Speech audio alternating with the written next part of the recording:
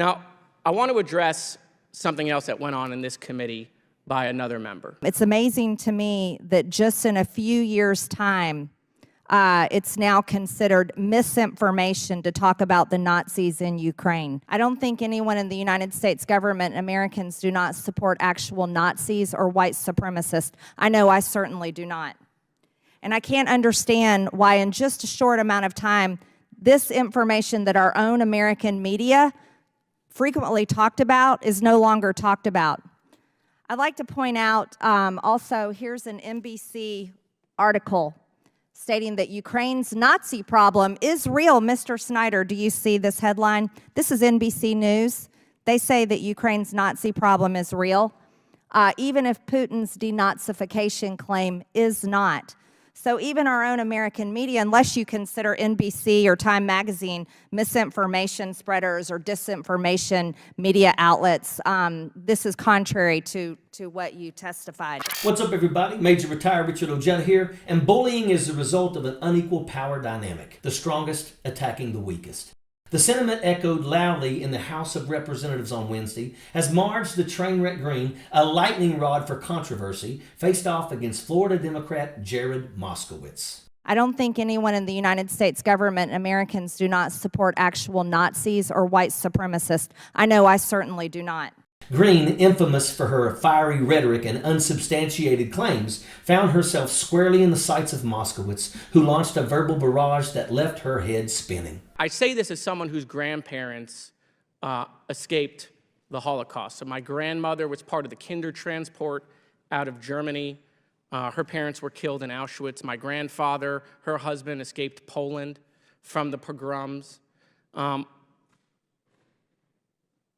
know, the idea that we pretend that behavior is acceptable and regular.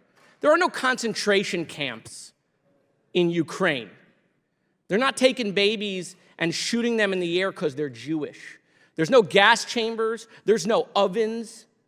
They're not railing people in. They're not ripping gold out of people's mouth. They're not taking stuff out of their home. They're not trying to erase a people. They're Ukrainians.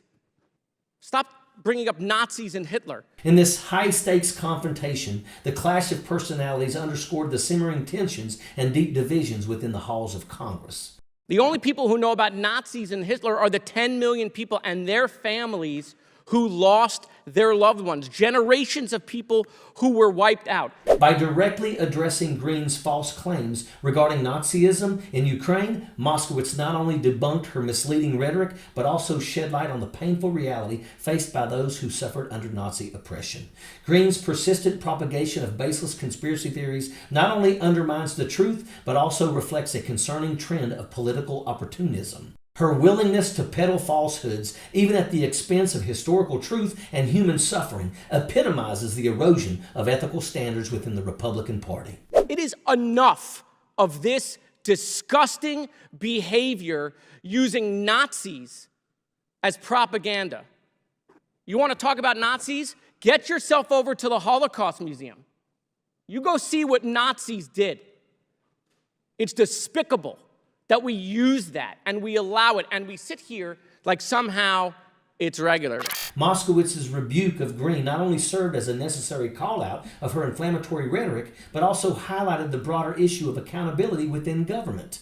As elected representatives, individuals like Greene have a responsibility to serve their constituents and uphold the values of truth and integrity. In confronting Greene, Moskowitz demonstrated the importance of standing up against falsehoods and holding those in power accountable for their actions. His impassioned plea to cease the exploitation of historical tragedies for political gain resonated with many who value truth and decency in public discourse.